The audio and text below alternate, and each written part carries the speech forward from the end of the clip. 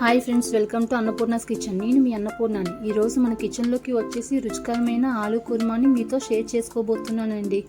ఇలా ఒక్కసారి నేను చెప్పినట్లుగా ఆలూ కుర్మాని చేసి చూడండి. మనం తినే చపాతీలోకైనా, పూరీలోకైనా లేదా వేడివేడి అన్నంలోకైనా చాలా చాలా బాగుంటుంది. మరి ఆలస్యం చేయకుండా త్వరగా ఈ ఆలూ కుర్మాని ఎలా చేయాలో ఇప్పుడు చూసేద్దాం. మనం సింపుల్ స్టెప్తో గుమగుమలాడే టేస్టీ ఆలూ కర్రీని చిటికలో చేసేయచ్చు. అలాగే టేస్ట్ కూడా చాలా చాలా బాగుంటుందండి. ఆలూ కుర్మాని చేయడానికి ఒక 2 మీడియం సైజ్ పొటాటోల్ని తీసుకోండి. ఇవి ముందుగా కడిగి ముక్కలుగా కట్ చేసుకుని కుక్కర్లో 1/2 గ్లాస్ నీళ్లు వేసుకుని విజిల్స్ వచ్చేంత వరకు ఉడికించుకోవాలి. తర్వాత విజిల్స్లో ఉన్న గాలి అంతా పోయాక మూత తీసి చూడండి. పొటాటోపై ఉన్న తొక్కను తీసుకొని మీడియం సైజ్ ముక్కలుగా కట్ చేసుకుని పక్కన పెట్టుకోవాలి.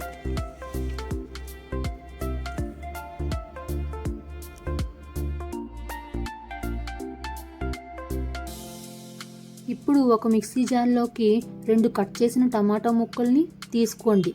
తర్వాత 1 టేబుల్ స్పూన్ కొబ్బరి ముక్కల్ని తీసుకోండి. ఇందులోనే 5-6 జీడిపప్పుల్ని తీసుకోండి. అలాగే 1 టేబుల్ స్పూన్ ముందుగా నానబెట్టుకున్న గసగసాలని నీళ్ళతో సహా వేసుకోవాలి. వీటిని మెత్తగా గ్రైండ్ చేసుకోవాలి. చేసుకున్నాక పక్కన పెట్టేయండి. ఇప్పుడు ముందుగా స్టవ్ ఆన్ చేసుకుని ఒక ప్యాన్ పెట్టుకుని 3 టేబుల్ స్పూన్ ఆయిల్ని వేసుకొని చిన్న దాల్చిన చెక్క ముక్కని, 1 బిర్యానీ పువ్వుని, 2 యాలకుల్ని, 3 లవంగాల్ని, 1 టేబుల్ స్పూన్ జీలకర్రను వేసి లైట్గా ఫ్రై చేసుకోండి. తర్వాత 1 కప్పు ఉల్లిపాయ ముక్కల్ని చిన్నగా కట్ చేసి తీసుకొని బాగా ఫ్రై చేయండి. ఇప్పుడు పచ్చిమిరపకాయల్ని, కొంచెం కరివేపాకుని వేసుకుని మంచిగా ఫ్రై చేసుకోవాలి. ఒక 2-3 నిమిషాలు ఫ్రై చేసేసరికి ఉల్లిపాయ చక్కగా ఫ్రై అయ్యి ఇలా కొంచెం గోల్డెన్ కలర్ షేడ్కి వస్తుంది. ఇప్పుడు ఇందులోకి 1 టేబుల్ స్పూన్ అల్లం వెల్లుల్లి పేస్ట్ని వేసుకుని మంచిగా ఫ్రై చేసుకోండి. వీటిని బాగా ఫ్రై చేసుకుని ఇందులోకి మనం ముందుగా గ్రైండ్ చేసుకున్న టమాటో ప్యూరీని వేసుకుని మంచిగా ఫ్రై చేయండి.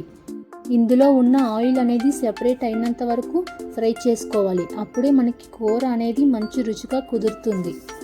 1/2 టేబుల్ స్పూన్ పసుపుని, రుచిగా సరిపడా సాల్ట్ని, 2 టేబుల్ స్పూన్ కారాన్ని, 1 టేబుల్ స్పూన్ ధనియాల పొడిని, 1/2 టేబుల్ స్పూన్ జీలకర్రని తీసుకుని బాగా కలపండి. గ్రేవీకి సరిపడా వాటర్ని తీసుకుందాం. గ్రేవీ అనేది మీడియం థిక్నెస్లో ఉంటేనే ఈ ఆలూ కర్రీ అనేది టేస్టీగా ఉంటుంది. ముందుగా కట్ చేసి పెట్టుకున్న ఆలూ ముక్కల్ని వేసుకోవాలి. మసాలాలు అన్ని ఆలూ ముక్కలకి పట్టే విధంగా కలుపుకోవాలి. ఇప్పుడు మంటను మీడియం టు హై ఫ్లేమ్లో పెట్టి ఒక 5 నిమిషాలు ఉడికించండి.